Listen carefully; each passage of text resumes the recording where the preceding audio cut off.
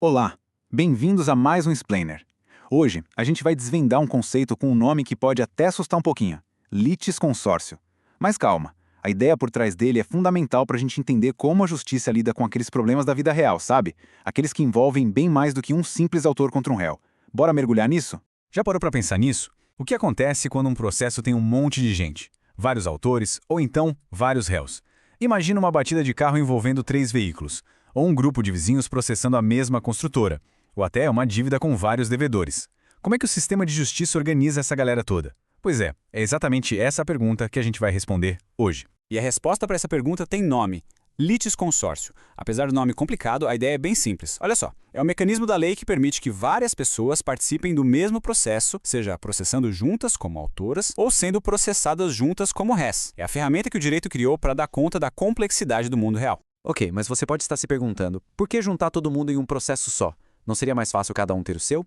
Na verdade, não. E existem duas razões muito poderosas para isso. É aqui que a gente entende o porquê da coisa toda. São basicamente 2 pilares. O primeiro é a tal da economia processual. Pensa só no trabalho e no custo de ter, 50 processos idênticos correndo ao mesmo tempo sobre o mesmíssimo assunto. É muito mais inteligente e eficiente resolver tudo de uma vez, né? E o segundo pilar, talvez ainda mais importante, é a harmonia dos julgados.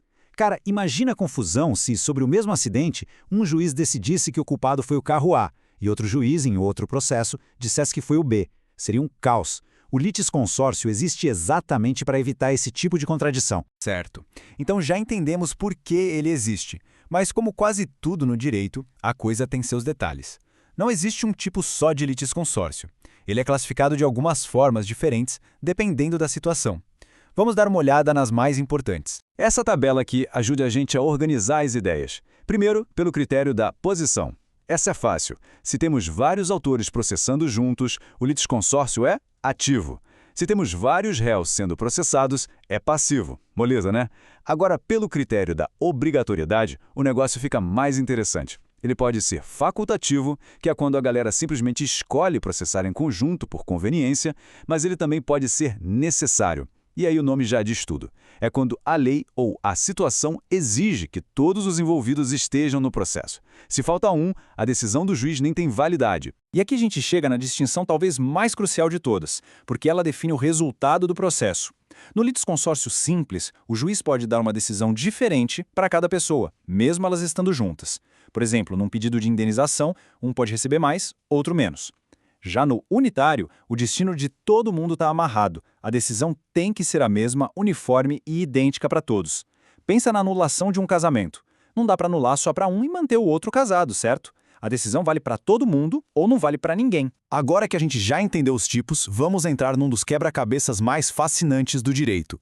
O que acontece quando o processo precisa que uma pessoa participe, mas ela simplesmente não quer? De um lado, a gente tem um princípio fundamental, a sua liberdade. Ninguém pode ser forçado a entrar na justiça como autor se não quiser. É um direito seu não processar ninguém. Ponto. Só que aí vem o problema. E se a gente estiver falando de um daqueles casos de litisconsórcio necessário, em que a presença daquela pessoa é essencial? Se ela se recusa a participar, e aí? O processo simplesmente não acontece? As outras pessoas que queriam processar perdem o seu direito? Fica esse impasse, né? E é para resolver esse impasse que o Superior Tribunal de Justiça, o STJ, criou uma solução super pragmática. Isso mostra como o direito é vivo e se adapta. O STJ disse o seguinte: o juiz não vai obrigar a pessoa a ser autora. Em vez disso, o juiz vai intimá-la, ou seja, vai avisá-la oficialmente: olha, existe esse processo aqui, sua participação é importante. Você quer entrar? A pessoa não é obrigada, mas ela recebe a chance de participar, se quiser. É uma saída muito elegante, que respeita a liberdade de cada um, sem impedir o acesso à justiça dos outros. Beleza, então já vimos como resolver a falta de gente. Mas, e quando o problema é o exato oposto? Quando não falta gente, mas sim tem gente demais. Imagina só um processo com mais de 200 autores. 200 pessoas. Isso existe e tem até nome. Litisconsórcio multitudinário. É uma multidão mesmo.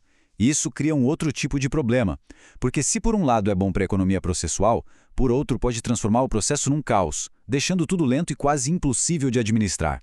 Fica difícil até para o réu se defender direito. Para organizar essa multidão, a lei dá algumas ferramentas para o juiz. Ele pode, por exemplo, limitar o número de pessoas naquele processo específico. Mas atenção, isso não quer dizer que alguém vai ficar sem justiça. O que o juiz faz na prática é desmembrar a ação. Ele pega aquele grupo gigante e divide em grupos menores e mais gerenciáveis, que vão seguir em processos separados, mas coordenados. É o jeito de equilibrar a economia com a ordem. E para a gente fechar nosso entendimento, falta só uma última pergunta. Dentro de um processo, a ação de uma pessoa afeta as outras? Elas agem de forma independente ou o destino delas está todo interligado? E a resposta, de novo, depende se o litisconsórcio é simples ou unitário. Lembra deles? No simples, a regra é a autonomia. Cada um é basicamente um litigante separado. Se um deles perde um prazo, por exemplo, o problema é só dele, não prejudica os outros. Já no unitário, a história é bem diferente. Ali o que vale é o princípio da comunhão de sorte. Eles estão no mesmo barco. Se um deles faz algo bom por processo, como entrar com um recurso que dá certo, esse benefício se estende para todo mundo, até para quem ficou quieto. É o famoso um por todos e todos por um dentro da justiça. Ufa, depois de passar por tantos detalhes, classificações e dilemas, a gente pode se perguntar, tá, mas no fim das contas, por que tudo isso importa tanto? Importa, e muito, porque o litisconsórcio é uma dessas engrenagens que fazem a máquina da justiça funcionar melhor.